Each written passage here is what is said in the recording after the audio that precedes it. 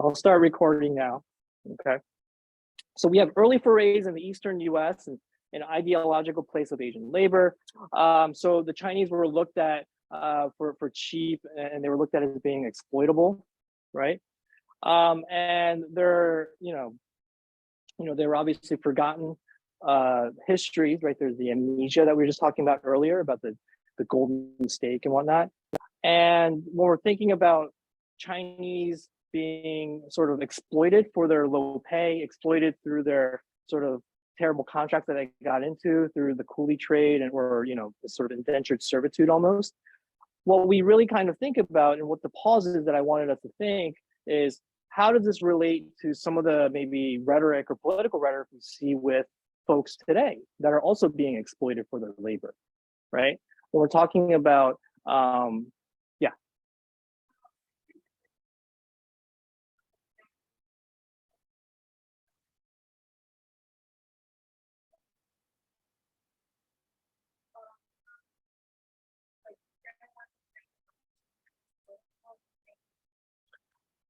yeah, definitely. So you can see that with sort of like how globalization, right, has always been this pursuit of inexpensive, cheap labor, right?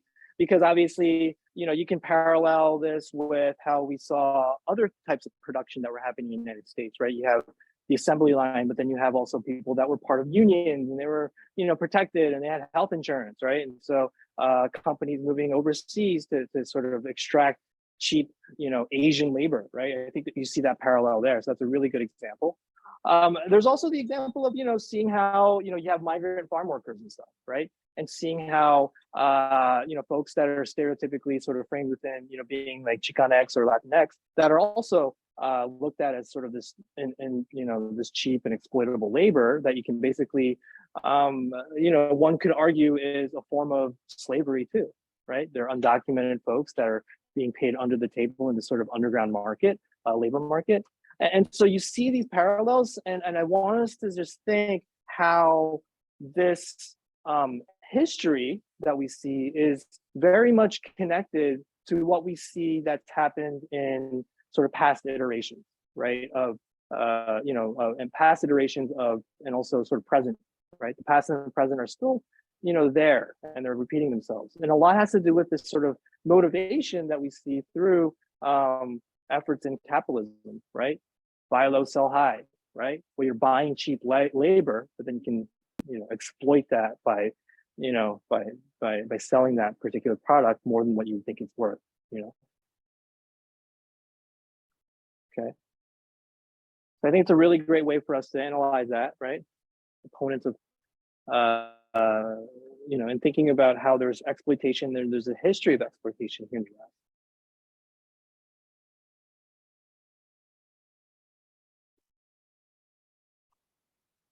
So women's work, and this is maybe a little bit hard for us to read for those of us in class, so I do apologize, so get your glasses out. But there are numbers, right, are hard to determine on like how many women were here. And this is what we're talking about sort of in general sense, right? Because, women didn't always have an occupation, right? Or worked outside the home, and they were looked at as like an invisible labor force, right? Because they were not as present as say men were, right? They weren't the ones that were working out, and sort of we see this sort of happening today, right? This undermining of the women's contributions to the labor history of even Asian America, right?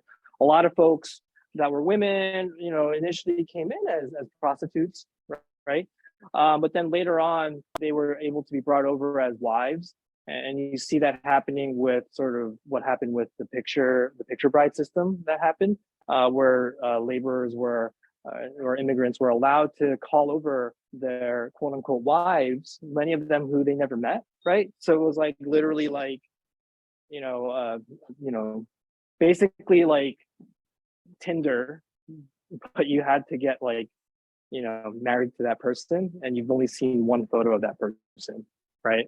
And that person would then travel thousands of miles to be with you for the rest of their lives. Like that was essentially what the picture bride system was. And so a lot of women actually came over, especially from from Japan and whatnot, to also sort of delve into that as well. Excuse me? Well, I mean, they could, and you did see that occasionally happen, but most of the time, people would just come over because of the opportunities, right? This false hope that, well, not false hope, but this hope, right? That America sort of brought for these women too, right? Yeah.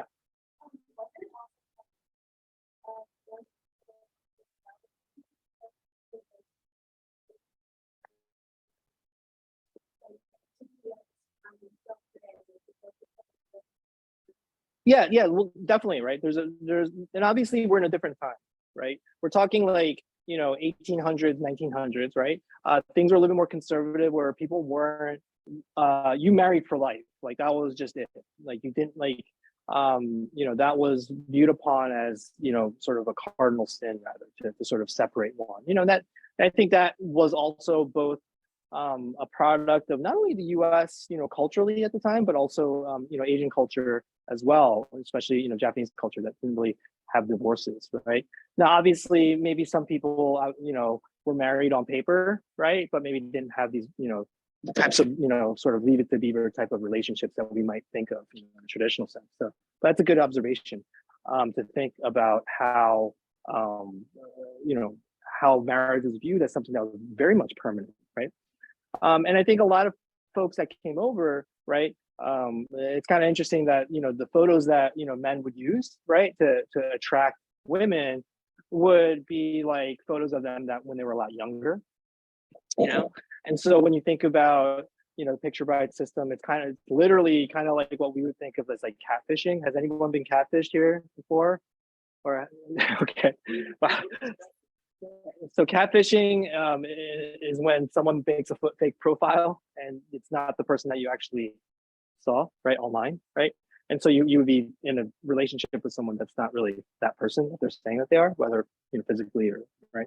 And so think of this as like an extreme version of being catfished, right?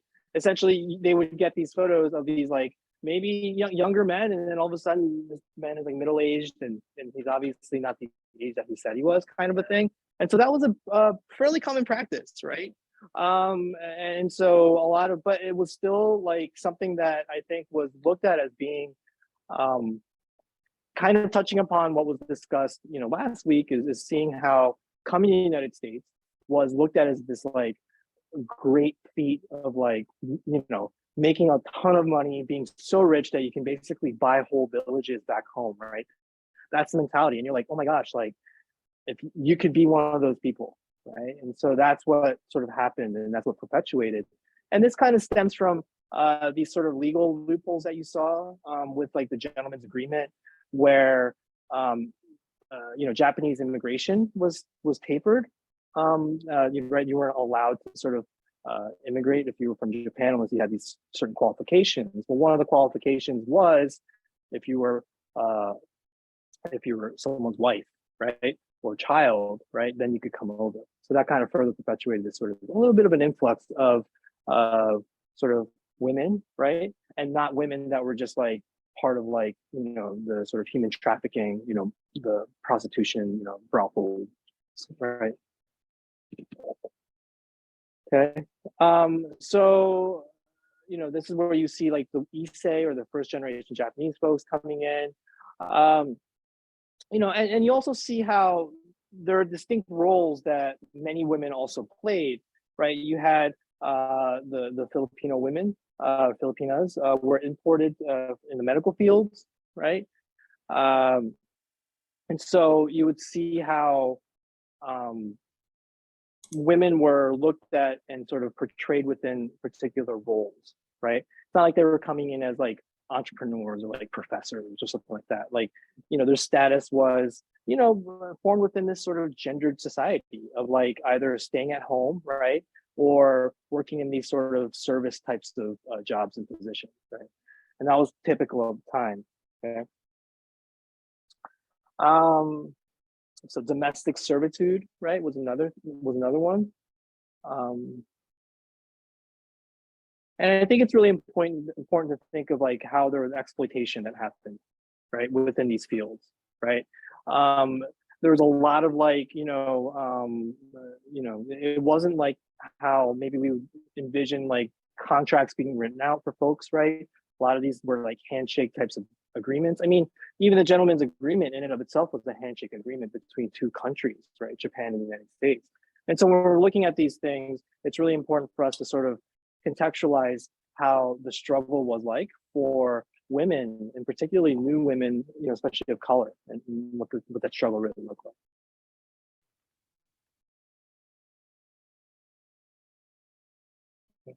Oh, and this video that I have here, it's more of like a way in which that we can sort of recontextualize how women are still, right, to this day, portrayed as sort of like objectified, right? And so I think it's like a little bit of I think it's someone who's Asian American that makes this sort of YouTube video that critiques heavily of the sort of like a TV show that sort of, is looking at sort of the mail order bride industry.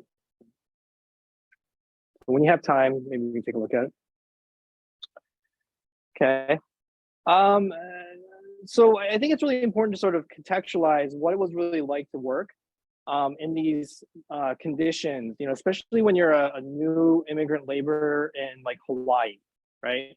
Do you think it was easy to work? I should really go back a few clicks, right? Do you think it was easy to work, right? In these sort of conditions? When you have a lot of manual labor that's going into what you're creating, right? Sugarcane was really sort of labor intensive, right? And not only is it labor intensive, but you also have to realize that you're competing for that work, right? And so you're not working, and you're also not working directly with like the plantation owners, right? We're talking about like the means of production, all that stuff. You have the owners, right? And you're working under what was called the lunas, okay? And these are sort of like the managing people, right? They're the ones that kind of like, sort of, deviated the work, divvied up the work, so to speak. And so a lot of it was manual labor. It was hard, right? And it was a lot of hardship, backbreaking work.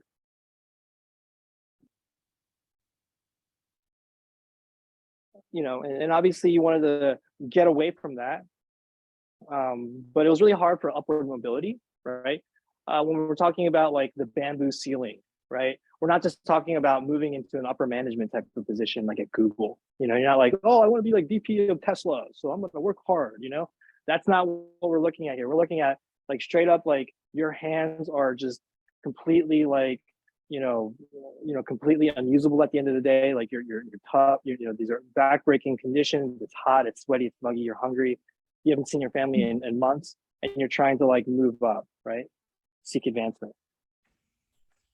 And this is sort of the racism that you kind of saw. Was like, yeah, like that's just like your place, like it's not like you had like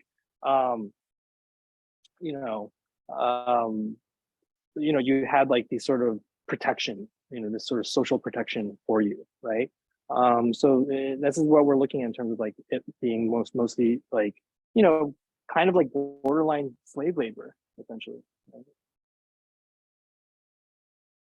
But then you also had like creativity that came through, right? So you had these folks that were in Hawaii, right? And then you're like, and a lot of these folks are like, this is really tough. And so what you end up seeing is you saw an influx of folks moving to what's one of the closest states to Hawaii? Or okay, maybe Japan. They went back. Well, some did go back to Japan, right? But we're thinking about coming to California, right? So a lot of folks then were like, you know what, we're fed up, we're tired, so we're going to move to California, these areas, and we're going to try to essentially like be part of like the ecosystem here, because Hawaii was very restricted, right? There weren't a lot of opportunities. Okay. You have to assume all these costs, right?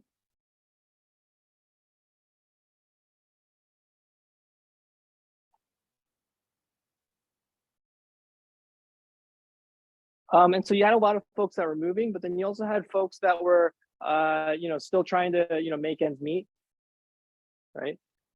You had ethnic cooperation, right? And so and when you're talking about ethnic cooperation, you try to work with these different sort of, ethnicities, right? Races, right? So you're talking about working with like, the Chinese, right? If you're Japanese or you're working with the Filipinos, right? And you're trying to make this all work out. And that's where, but at the same time, there's also a lot of tension that sort of came to fruition in Hawaii as well, where you had a lot of folks that were fighting for, right, the job, right? And so they're kind of undercutting themselves too, right? I think what it was, the most expensive laborers in Hawaii at the time were the Japanese. And so you had the Japanese laborers that were kind of at that were more expensive, and then you had other folks that were kind of selling their labor a lot cheaper, right? And so it kind of created this ecosystem of sort of like fighting for the work and sort of undermining themselves, right? And so you see that sort of happening where there wasn't really like a set sort of wage, right? Because you wanted that work. And so what you saw then is, as a result of sort of the competition, the harsh working conditions, et cetera, you saw this influx of Japanese folks moving to California and sort of setting up shop.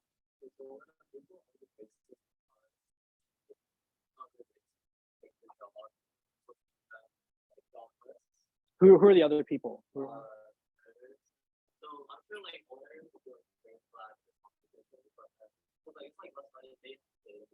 Yeah.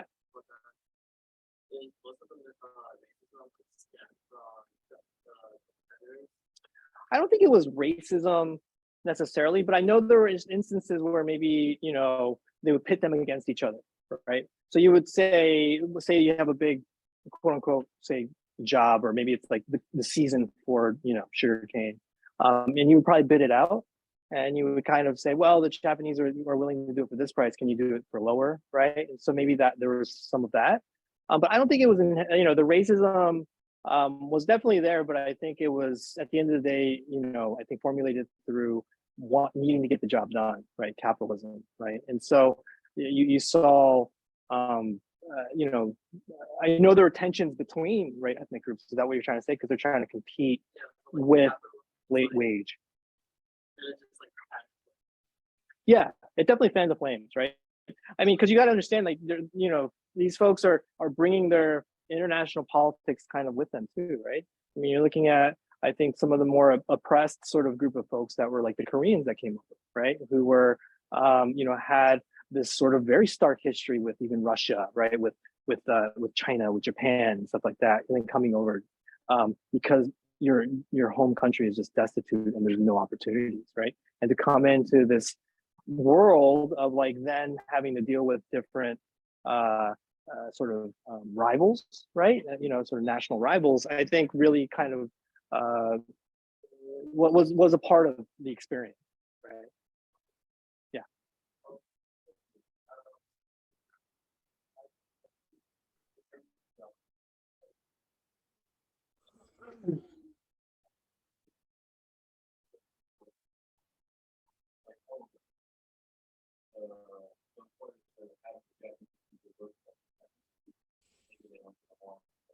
Yeah, well, I mean, there is documentation. I guess the question for those of us, in the Zoom session, was, has there been sort of this tension between different Asian groups? And the answer is yes, right? There's always been sort of this tension, but I think it's really important for us to, not everyone got along all the time, right? But I think I think the opportunities that basically allotted themselves in sort of the mainland, right, in California, at least mitigated a little bit of that, because you had folks coming in from overseas, right? And so you had, the Japanese were like, okay, we're kind of sort of done with this, so we have other opportunities maybe that we can pursue in California now that we have, a better understanding of how agriculture works, right? And so then that's why you see this influx of folks deciding to move to the mainland, because you had more opportunities. Although then you had to deal with like real racism, right? With white supremacy, or whatever you want to call it, where you were literally segregated in your own like communities, right? Whether it was like your own neighborhood, or basically away from, you know, whites, and you had this sort of perpetuation of like anti-Asian sentiments that were then happening as well. So and I think there is you know, historical tension that kind of plays into that, you know, these feelings of you know, you know, I don't think you really um you know, my hope, right, is that uh, that there that maybe that's magnified a little bit. Maybe people got along a lot better than what we would expect. But there is that, you know, there is kind of proof that shows that, you know, there were these sort of tensions amongst Asians, but also Asians also kind of got along too, you know, as well. So there's kind of a contrasting, you know, different narratives that we can sort of pick out too.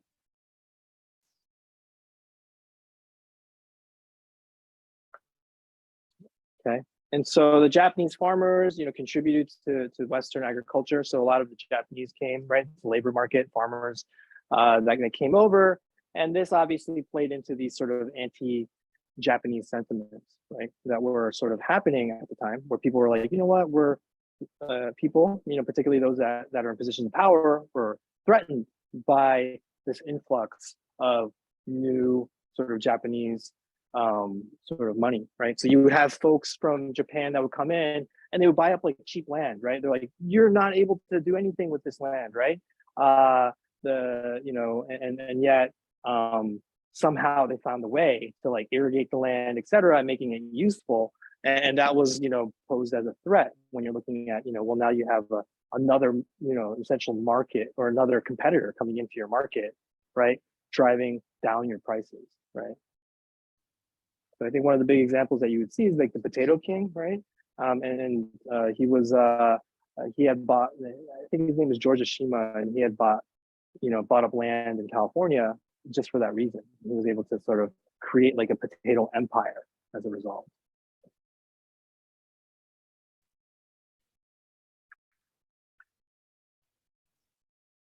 Okay, so you had this resistance, right?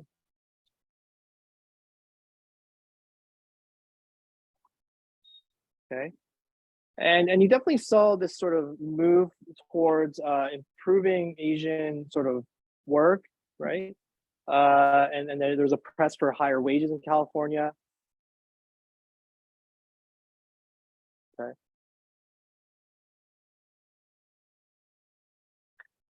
They wanted to get better treatment, right?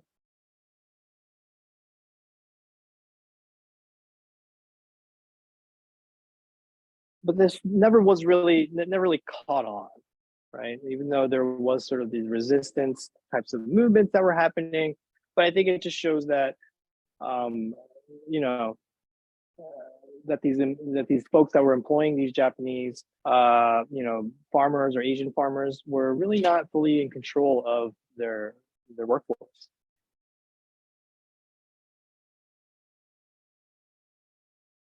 And again, going back to Hawaii, you know, and Lee kind of jumps around from different era to era in her book. You know, and but they were viewed as the enemy, right?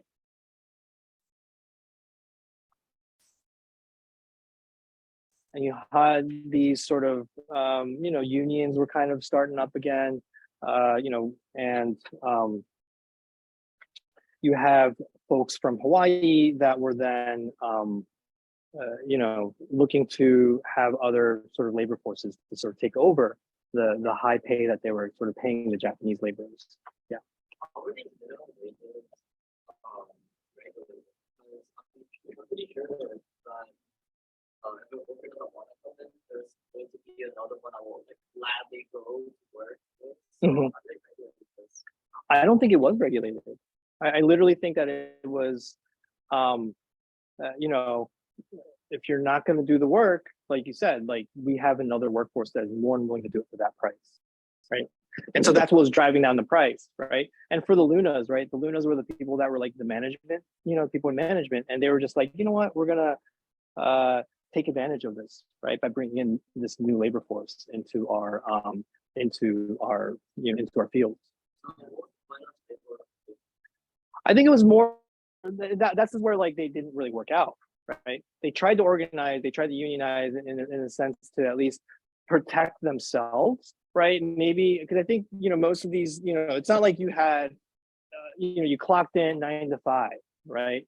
And you had like a vacation, 2 weeks vacation. It's not like how we would conceptualize like a regular work week. I mean, these folks work, you know, through the night, and at some points, during devastating conditions, and possibly, I think one report or one article that I read, I think they had worked maybe had 1 day off, every month or something. Like it was really bad. Like it wasn't like they, had these sort of um, healthcare benefits. Like if they got hurt, they were hurt, right?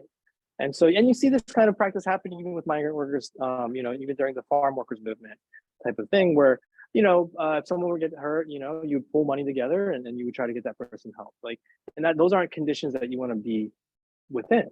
And so it was really a struggle, right? Because you couldn't get organized, right? Because even if you had like the Japanese labor union in Hawaii, like you would essentially have another workforce that was willing to just undercut and just take that away from you. So that's one of the reasons why a lot of times people, a lot of the folks that were sort of looking and working in Hawaii decided to then move to California, right? Because they felt as though there were better opportunities and more places where you could, essentially like start your own business, right? I think Hawaii, because it's an island, you're so restricted, and you got to understand that this is like, during the time of like like it's right when like the annexation happened, right when like the United States like basically took over Hawaii. So you're thinking, the land was owned by like these sort of kings and whatnot, right? And then there was that sort of era. So it was a lot more restrictive when you're talking about like monarchy type stuff, right? I mean, this is even so you're almost taking a step back into time with like pre-industrial revolution sort of types of conditions that you're looking at.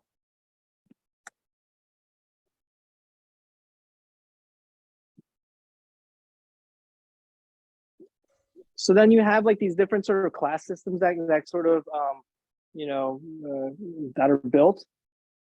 Okay, you have this middle class, right? The elites, and then the broker class. And so the existence of a class hierarchy was really happening through these like landowners. Okay. And there was these demands on the middlemen and Asian men who, it was almost like you're a broker, right? So this happened a lot of times with like folks that could speak both English and Japanese, or English and Chinese, right? And so you had a lot of folks that basically were able to sort of navigate different cultures, right? And this is what the broker class sort of allowed for, where you had folks that were,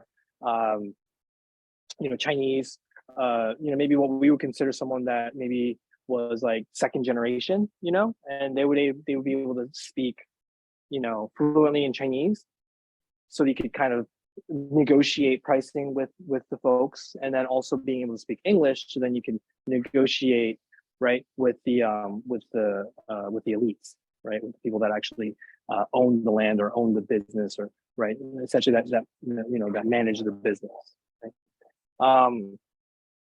And so the employers would then work with these sort of brokers, and the broker then would essentially get a percentage, right? Whether it was through the employer or through the employers, or through the employees, in order for them to sort of sustain at least an equilibrium of an agreement of what was going on.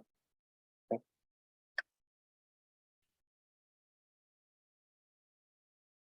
Okay, and then last, what you would see is like the corporatization of these sort of companies, which sort of got away, went away from these sort of contract laborers, right? And so it became more formalized, and so that was also problematic for folks like the brokers, right? Because they would essentially hire directly, and then sort of create.